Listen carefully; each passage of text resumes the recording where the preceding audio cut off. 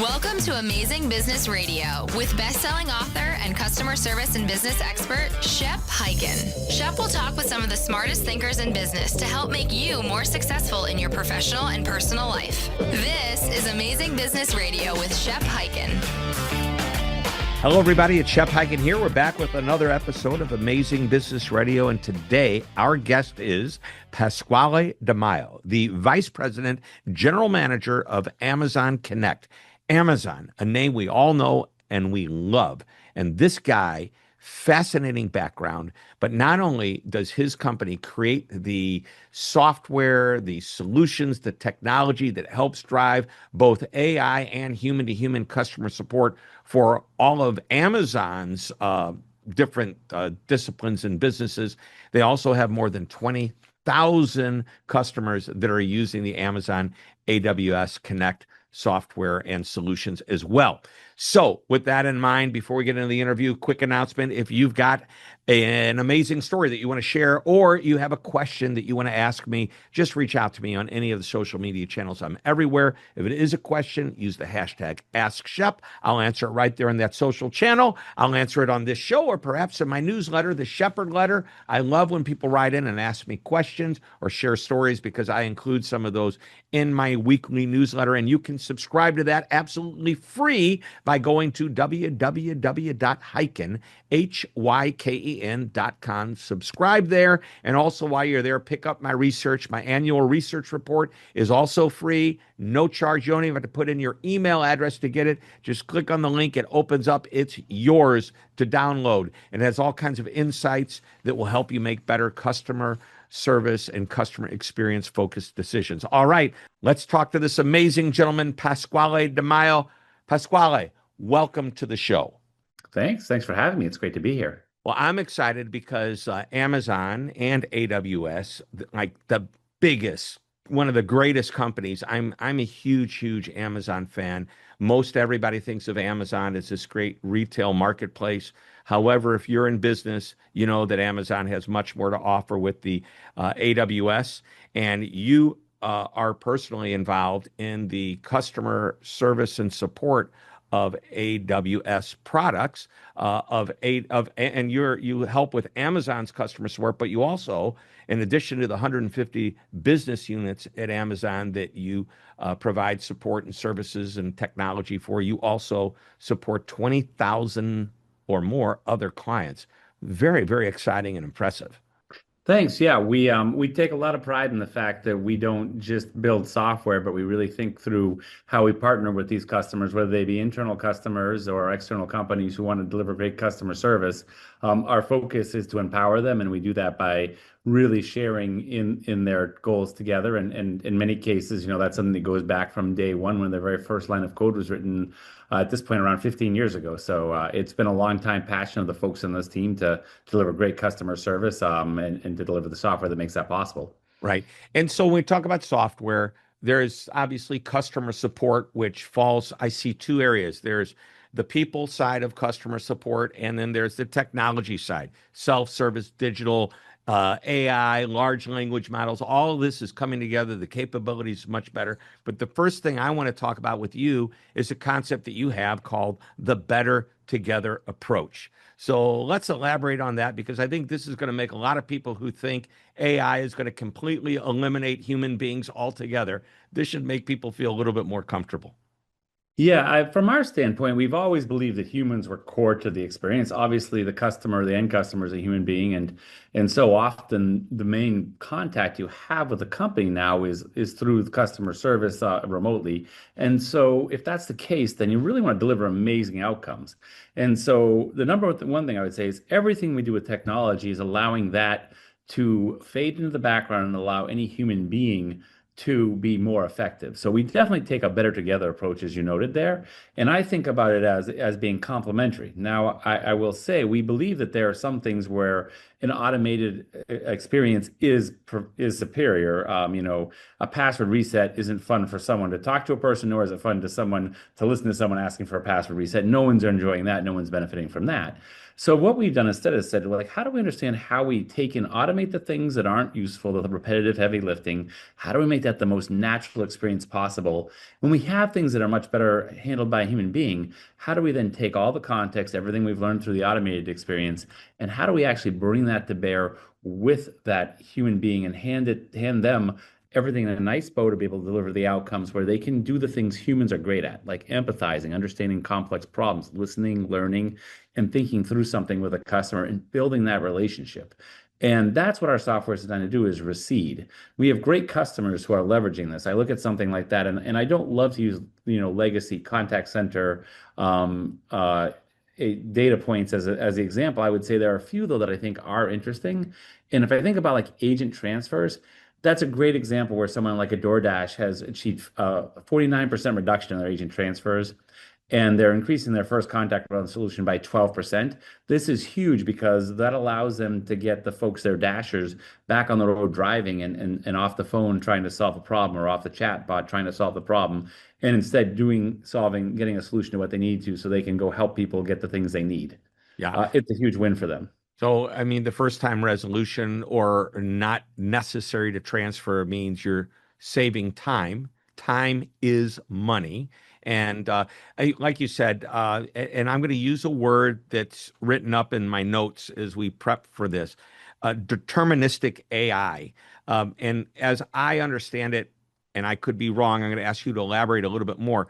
Some of those simple issues like a password reset, checking on order to see if it's been sent out or whatever, that is something so simple. It's, for lack of a better term, deterministic AI, meaning you don't even need sophisticated AI to do it. You just need to have parameters to say, if they ask this question, get the authentication, here's the answer, boom, you're done.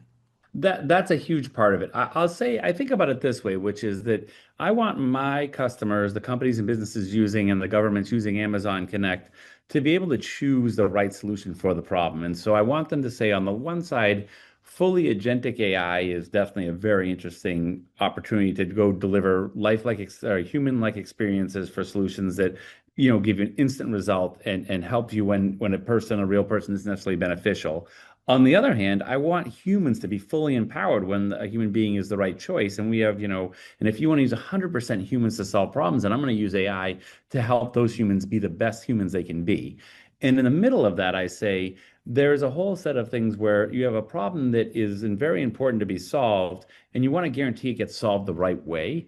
And that's where I see deterministic AI and workflows really coming to bear, which is to say quite explicitly, if you have the beauty of generative AI is that it can create a workflow and execute it. The problem with generative AI is it can create a root workflow and execute it. And so it's great if it does it the right way. But if you're doing something like a balance transfer, you don't want to take a chance to write some cool Perl script and then later on you're trying to figure out what happened on that contact. What you want to say is, hey, it's time to process a payment. It's time to do something like that, where a human being is not helpful to process a payment. And generative AI making up the idea of how to process a payment is not where you want to be. Instead, you want to be very sure that that goes exactly the right way every time. And then you have all of the observability and the proof that it happened the right way too. That's the game changer for people. Yeah, I love it. I love it. By the way, I just answered a question in where I was interviewed talking about the whole AI thing and the capability. You used the word empathy. Mm-hmm. AI seems to appear to start to create empathy. And so when you have empathy and you're saying, oh, AI really understands me, but at the same time, is it really genuine empathy? No, it's computerized, AI generated empathy. It's not human authentic empathy. So I think customers aren't faked out, even though they like the experience.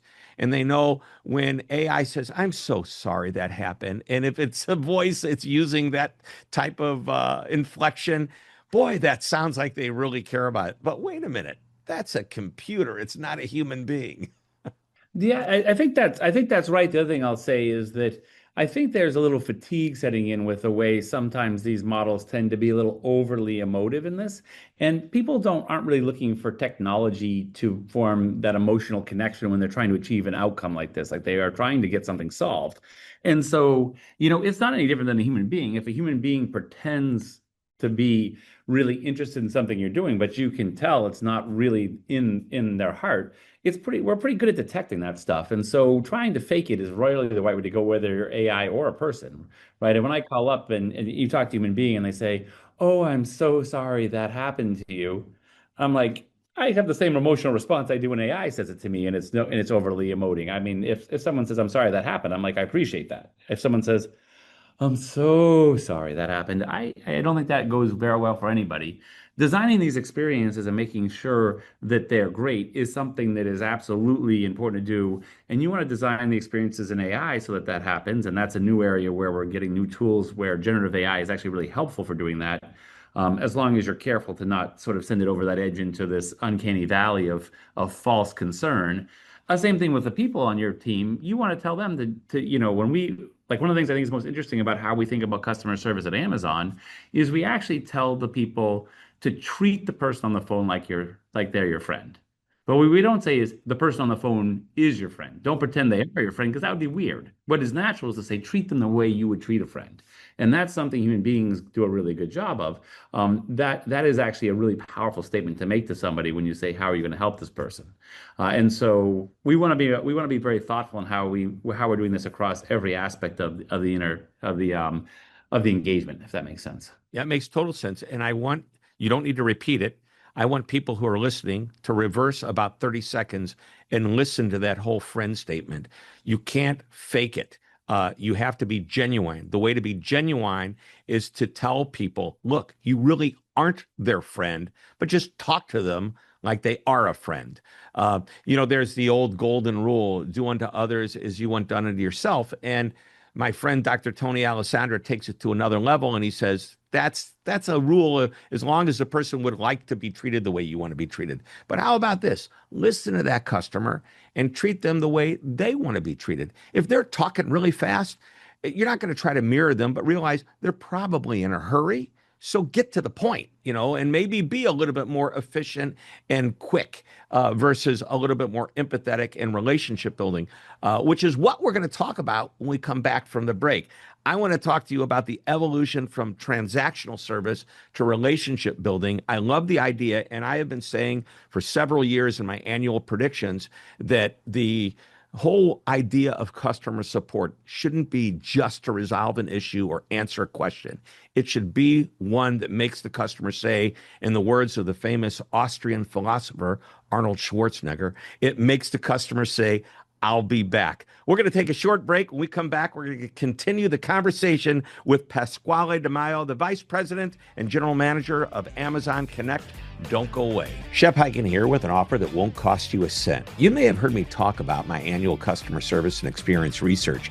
We've surveyed thousands of customers matching the U.S. Census for age, gender, ethnicity, and geography, and we find out what customers love, hate, and want in a customer experience. What's the number one customer experience that almost every customer desires? What makes them come back? What makes them leave? Why won't they fill out surveys? What do they think of AI? Well, these questions and more are answered in the research. You can download the full report by going to hyken.com and clicking on the research tab at the top. Like I said, it won't cost you a cent, but it may make you or save you thousands and thousands of dollars when you understand your customers' expectations. Again, the website is www.hyken.com. You're listening to Amazing Business Radio with best-selling author and customer service and business expert, Shep Hyken. We are back on Amazing Business Radio talking with Pasquale Di Maio, the Vice President and General Manager of Amazon Connect. The thing I want to talk about next is I made a prediction several years ago that the contact center and basically all of customer support's function should be to do more than just answer a question or resolve a problem. It should be to make that customer say, "I want to come back." It should be revenue retention in the form of repeat customers and ultimately customer loyalty. So I have some notes here about the traditional contact centers being focused on quick resolutions and efficiency metrics, like let's get them off the phone as quickly as possible so we can, move on to the next call.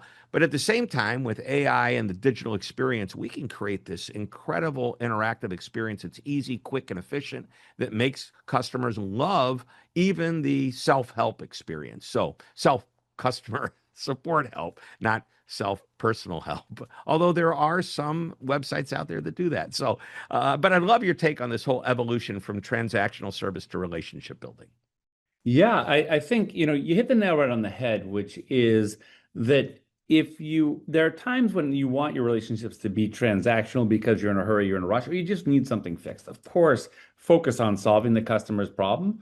But, I'll go back to that example I gave before on changing a password, for example. And if someone says to you, hey, can I change my password? The agent will be like, let me go change that password. And then in passing, the person says, actually, I'm just changing my password so I can cancel my service. A good agent would likely continue to change the password and not even notice that the person has expressed a severe dissatisfaction with the product because they're being metriced, if they're not doing it right, solely on the fact that they need to go help that customer as fast as possible. But obviously, that's a horrible outcome. And if the customer likely at the beginning of this relationship thought they wanted the product, you owe it minimally to at least understand why they don't want it anymore, and maybe more accurately, figure out how to deliver the value that they want, be able to actually solve their problem and make them happy to have that as the thing that they're using, continuing to use your product. That is a core value prop. And so we've built a bunch of tools in Connect to help people actually be able to do that while still solving problems quickly. And to your point, you said you want the customer coming back. If you're waiting to the point where the customer has already come to you to quit, now you're way too long into the experience. I use the example, the hardest part about working out is putting your shoes on. Once you get your shoes on, it's pretty easy to get out and start running or do whatever you want to do there. If you wait till the person has their shoes on to convince them they should stay on the sofa and watch some TV instead of working out, you're probably too late in the process. And so we're always thinking about how do we move further up the experience stack to deliver great outcomes for your customers.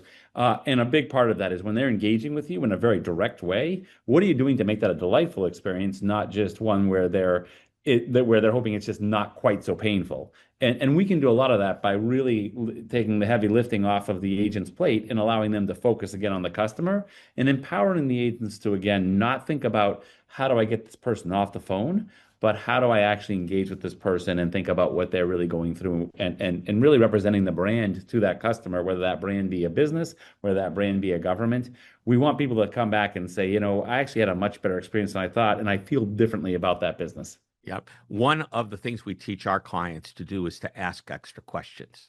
So, maybe in the process of telling somebody how to reset their password, you can ask them.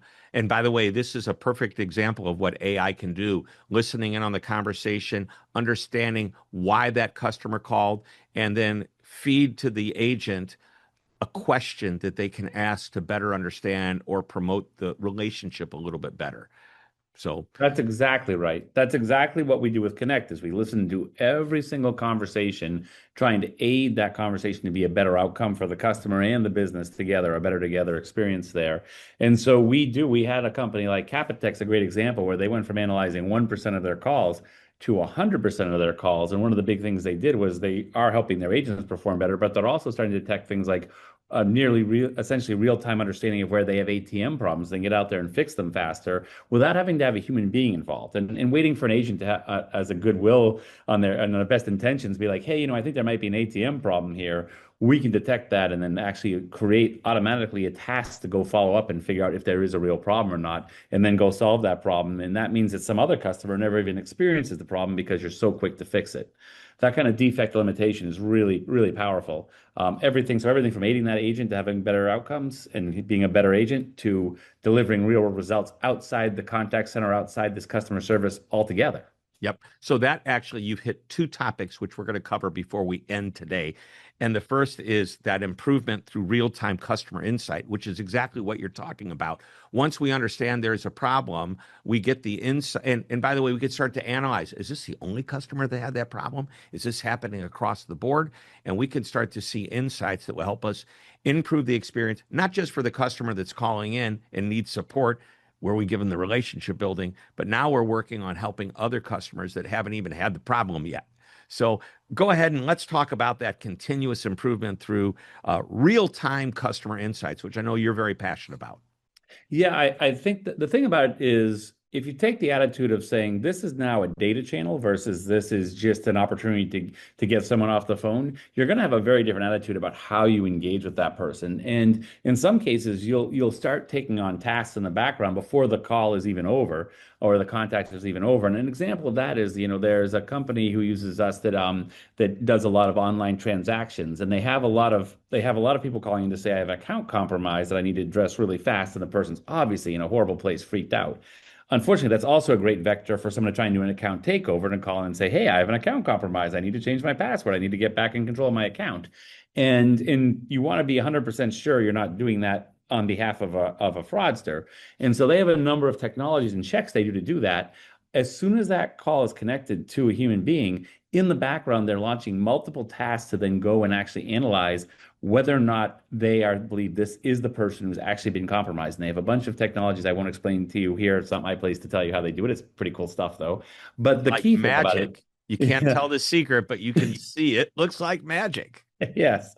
And the agent is just there saying, "Okay, how can I help you?" And they're talking to the person and helping calm them down.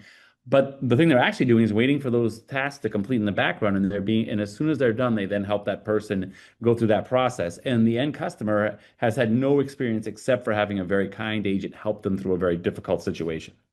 Wow, interesting. I'm fascinated by the capability keeps on increasing. But one thing that's I think refreshing, and every time I talk to a high level CEO, I'm always asking them in the CX space, are you getting rid of people? Are you replacing people with AI? I have heard we're slowing down the hiring, but we're still hiring. We have not let anybody go. We're repurposing their jobs to better fit within the support world. But I think this is a very good thing. And you mentioned ATMs, and that's the example that I love to use. And I know I'm getting a little bit, I'm running down a rabbit hole, going off on another tangent. But when the ATM was invented by Barclays Bank back in, I guess, the 1960s, everybody said no more bank tellers.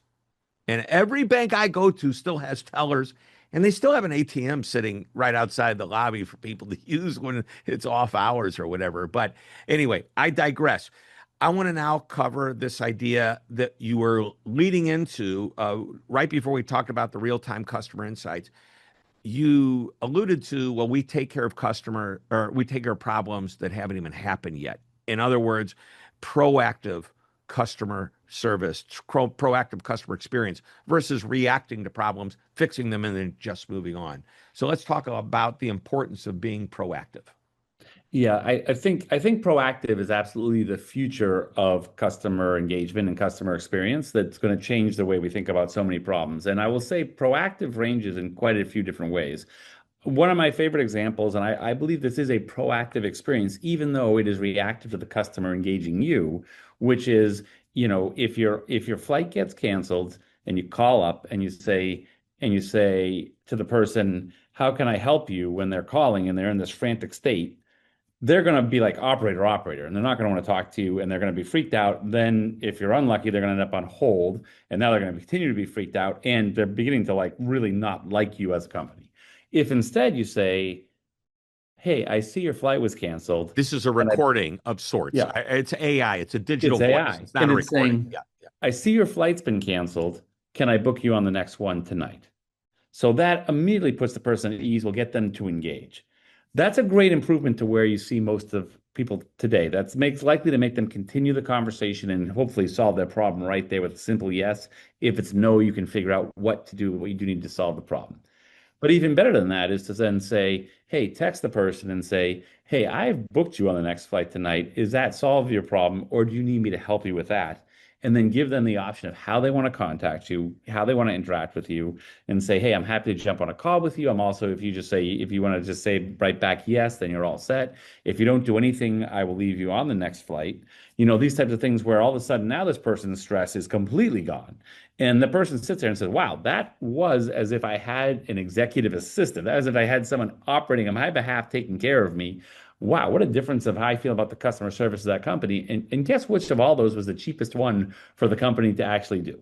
Yeah. The cheapest one was actually to give the best service. And so this is where I think proactive is going. Now, I don't think that it means no more inbound calls. I don't think it means customers, you're going to never try and talk to a customer. In fact, you may engage them in that process. You may choose to do that, but you're going to want to get ahead of their problems and be solving them sometimes before they even know they've had them, but certainly before they even know what the solution can be.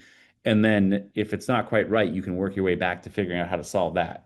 Yeah, I'm amazed. And you use the airline example. There was a major airline that chose to eliminate all human-to-human customer support. And that worked in the situation that you just described until it wasn't the right solution. And then what do you do? And I think most companies that have tried to go 100% digital, self-service, AI focused or AI fueled, if you will, have recognized there still needs to be a balance between efficiency and call it empathy or whatever is needed in that human-to-human contact. All right, we're basically out of time. I warned you, I'm going to ask you one more question, and that is this. I mean, first of all, I could talk to you for like 10 hours and continue to learn well in each 10-hour session we have. We could have a lot of them. You're blowing my mind, and I appreciate your wisdom. Thank you so much. Is there one last nugget of wisdom that you want to share with us? The thing that I think I've loved the conversation too. So first off, I really appreciate the time to chat, and I could talk for hours about this as well. I think that's probably pretty obvious. From my standpoint, the thing that I would say is let's start working back from outcomes that are much beyond just the core solving the problem, and think about what the outcomes are, about how you make your customers truly love and want to keep working with your brand. Think about the long-term value of that customer, and then think about how you would want to be treated as a human being, and then think about how AI can help you do that better. And that includes really making your agents 10,000 times better. And sometimes that's just removing some of the drudgery from their life, the after call work where they're sitting there trying to take notes. I guarantee you didn't hire them because of the note-taking skills. At least I certainly hope you didn't. So why do you have them taking notes? AI does a great job of that. Get them back engaging with the human beings. They're probably a people person. That's why they took the job, for example. How do we use AI to make every one of these moments that matter something that's actually much more of a human interaction and solving the problem in a way that makes both the customer and the company much happier about the outcome? That's my last final thought. I think that is a perfect thought to end on. Thank you so much for being on the show. This is why we call it Amazing Business Radio. Thank you. Thank you for having me. All right, everybody, that wraps it up. Another episode of Amazing Business Radio. We'll be back next week with another interview. Until that time, this is Shep Hyken reminding you to always be amazing.